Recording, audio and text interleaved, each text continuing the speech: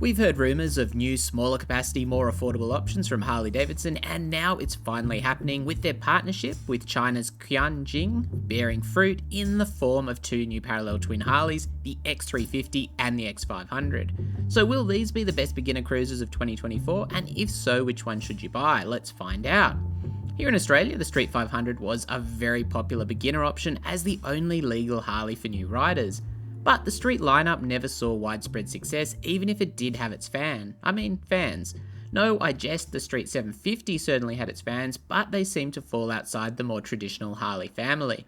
These new offerings are a little less traditional Harley to my eye too, which seems to be the direction all beginner cruisers are going these days, and fall into the more roadster segment, with the X500 of the two being a little more traditional Harley, and the X350 seeming a bit sportier with sharper lines.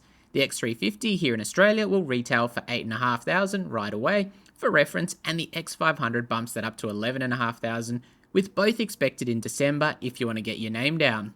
It's pretty clear these offerings aren't designed for the North American market either, where American-made Harleys are the norm, instead suiting regions where smaller capacity motorcycles are the norm, where there's beginner rider restrictions, or alternatively where a more affordable and modern motorcycle may be a winner. That ties in with going to a parallel twin instead of the traditional V-twin, and while that's honestly quite a change, in all fairness the old Street 500 was adequate in the performance department, and I'd guess these lighter bikes should outperform it in all the ways that matter. After all, small capacity V-twins just don't have that crazy meaty torque of their larger brethren. So let's look at the X500 first, the bigger brother of the new Harley-Davidson X range.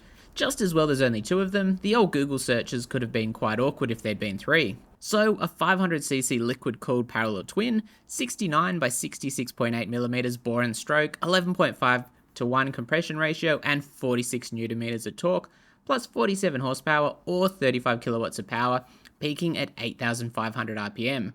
That torque is about 15% higher than the old Street 500 and peaks at 6,000 RPM, which is much higher in the rev range. However, these new bikes will no doubt rev harder and longer than the old Street. That also places the X500 just at the A2 35 kilowatt limit for Europe, making it an ideal starter option there in that category if you're after max performance, although I'm not sure if they are confirmed for Europe, to be honest. An 820mm seat height is also on the taller side, with a wet weight of 208 kilos, which isn't the lightest, but also shaves some weight off the old Street 500 there too, and I'd say the new X500 will just be a more agile and nimble bike in the handling department, just looking at it and the spec sheet. There's over 20 degrees more lean angle on each side available compared to the old Street. Wheels are 17-inch units front and rear in cast aluminium, and we're seeing Maxxis Supermax ST tyres run in a fairly common 120/70 front and a narrower 160/60 rear. This isn't a Sportster S, so a wide tyre on the rear isn't expected. Suspension and brakes are a standout, as we're seeing dual disc rotors on the front with 4-piston calipers, while many of the bikes in the class make do with a single caliper there until they reach that 650 class. Obviously there's ABS too, but nothing fancy like cornering ABS. The suspension likewise surprises, beefy 50mm front forks with rebound adjustment. Not bad at all, Harley. The rear monoshock also offers preload and rebound adjustment, and while obviously we'll need to see how the bike rides, we're already seeing a good point of difference in the suspension load out here, putting the bike ahead of much of the competition, on paper anyway. Lighting is LED all around, and there's no mention of self-cancelling indicators, and I'm not sure which way that goes. Riding a Harley with self-cancelling indicators years ago left me permanently mentally scarred in having to try and reteach myself to turn them off on all other bikes. The dash looks to be a simple analog clock with a digital readout and apparently shares speed, RPM, digitally, hour, trips, and km or mile indication, which I guess may be a distance to empty. The tank holds 13.5 litres too, and a 4.85 litre per 100 kilometre claimed figure is actually a tiny bit lower than the X350, which should get you an easy 250 kilometers with room to spare between refills.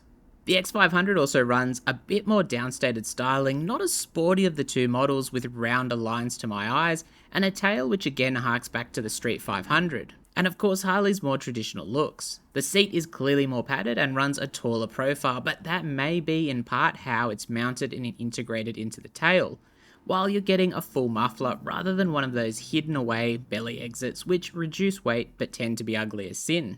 There's also obviously quite a different frame in use in the X500, and there's some definite similarities to the Benelli 500 Leoncino, which makes sense as Harley's Chinese partner here owns Benelli. That's probably a good thing too, as the Benelli 500 engine is a really good thing, and I really liked that bike when I tested it quite a few years ago, so I'm sure there's been quite a bit more development since then. I'd also say the Harley has a pretty big styling advantage over the Benelli to my eye, but with that said, the Benelli retails nearer the X350 for comparison. It'd be interesting to see the two bikes side by side to see how the build quality compares and whether Harley have taken it up a notch there. Moving on to the baby, the Harley Davidson X350. We're seeing a sportier machine as stated. That tail is cleaner, the line's sharper, the exhaust is tucked away for weight, if not beauty, and the brake setup is listed as the same on paper, but is clearly running a different caliper on the front as well as wave rotors front and rear. That seat is dropped to 777mm according to the Harley Australia website too, which is significantly lower, and I think off the top of my head, probably the lowest of the naked bike class, but not the cruiser class. The seat doesn't look as padded, but there'll be a much more inviting perch for shorter riders, with the bike also 13 kilos lighter. Early news about this model had Harley suggesting a smaller engine capacity too, however we're getting a 353cc version instead, running a 70.5 by 45.2 bore and stroke, and slightly higher compression ratio than the 500 at 11.9 to 1. Power is down at 36 HP though, and torque is significantly down at 31 Nm, peaking a bit higher in the rev range as well, meaning you will need to ride this bike a fair bit harder than the X500 to get the most out of the power plant.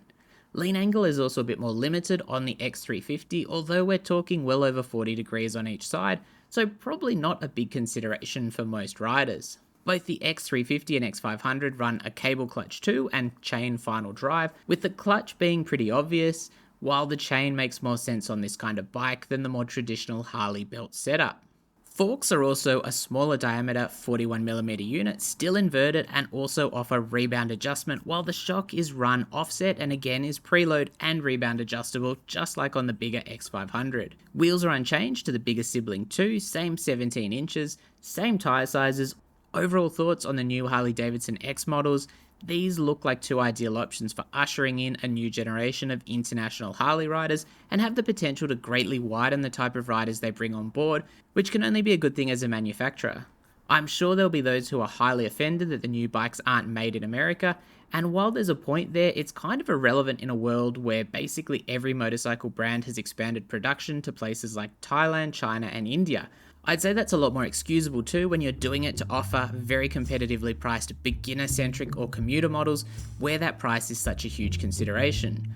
I don't doubt either of these machines will be significantly better than the Street 500, with the only real benefit of the Street 500 being the more traditional cruiser look and feel, although the X500 is a little closer of the two in that regard. They'll have to compete with the likes of the Honda Rebel 500 and Eliminator 450 from Kawasaki in 2024 though, and I'd say the competition has never been tougher, but the Harley brand certainly has a draw all its own, and while these may not be quite as Harley Davidson as some riders would like, they aren't a bad stepping stone towards your next bigger hog. Anyway, let me know your thoughts on the X500 and X350. Are these bikes you'd buy? Are they Harleys you'd buy? And which of the two would you pick? They come in dramatic black, dynamic orange, supersonic silver, and pearl white, so you've got some nice choices there on top of the traditional black. As always, stay safe out there and thanks for watching.